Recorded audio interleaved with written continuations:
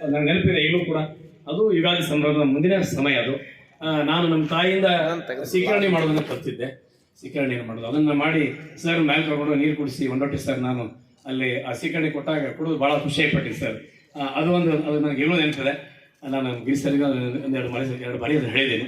So sir ಅವರ ಮಾತನ್ನು ಕೇಳಿದಾಗ ಬಹುಶಃ ಭಾಳಷ್ಟು ಉತ್ಸಾಹದಿಂದ ಎಲ್ಲ ಹಿರಿಯರು, ಎಲ್ಲ ಅದ್ಭುತವಾಗಿರ್ತಕ್ಕಂಥ ನಮ್ಮ ಸಾಹಿತಿಗಳು, ಕವಿಗಳು ಎಲ್ಲರೂ ಕೂಡ ಅದರಲ್ಲಿ ಭಾಗವಹಿಸಿದ್ದಾರೆ. ಬಹುಶಃ ಈ ಕಾರ್ಯಕ್ರಮ ಅತ್ಯಂತ ಯಶಸ್ವಿ ಆಗ್ತದೆ ಅಂತ ನಾನು ಭಾವಿಸ್ತೇನೆ.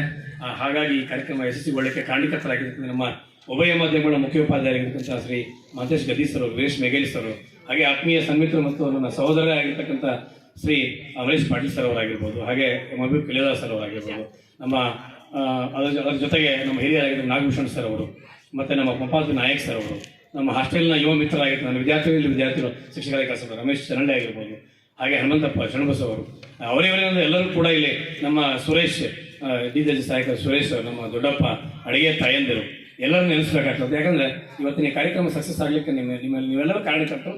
ಜೊತೆಗೆ ತೆರೆಮರೆಯಲ್ಲಿ ಪ್ರತ್ಯಕ್ಷ ಅಪರೋಕ್ಷವಾಗಿ ಹೆಸರು ಮಾತ್ರ ಅಲ್ಲಿ ತಾಯಂದಿರದು, ನಾನು ಇಲ್ಲಿ ನಿಮಿತ್ತ ಮಾತ್ರ. ಅದಕ್ಕೆಲ್ಲ ಕಾರಣೀಭೂತರು ಶರಣಬಸವ ವಿದ್ಯಾಸಂಸ್ಥೆಯ ನೆಲ, ಈ ಶರಣಬಸವ ಕೃಪಾಶೀರ್ವಾದ ಮತ್ತು ತಮ್ಮಂತಲ್ಲ ಎಲ್ಲ ಹಿರಿಯರ ಮತ್ತು ಅನುಭವಿಗಳ ಒಂದು ಪುಣ್ಯ ಅಂತ ನಾನು ಭಾವಿಸ್ತಾ ಭಾಳ ಅದ್ಭುತವಾಗಿ ಕಾರ್ಯಕ್ರಮಕ್ಕೆ ಎಲ್ಲರೂ ಬಂದು ಇದನ್ನು ಅಚ್ಚುಕಟ್ಟಾಗಿ ಕಾರ್ಯಕ್ರಮವನ್ನು ಎಲ್ಲರೂ ನೆರವೇರಿಸಲಿಕ್ಕೆ ಕಾರಣೀಕರ್ತಾಗಿದ್ದು ತಮ್ಮೆಲ್ಲರ ಪಾದಗಳಿಗೆ ಮತ್ತೊಮ್ಮೆ ನಾನು ನನ್ನ ವಿನಯಪೂರ್ವಕವಾದ ನಮ್ಮನ್ನು ಸಲ್ಲಿಸ್ತಾ ನನ್ನ ಮಾತನ್ನು ಮುಗಿಸ್ತೇನೆ. ಸರ್ವರಿಗೂ ಶುಭವಾಗಲಿ. ಶುಭ ಸಂಜೆ.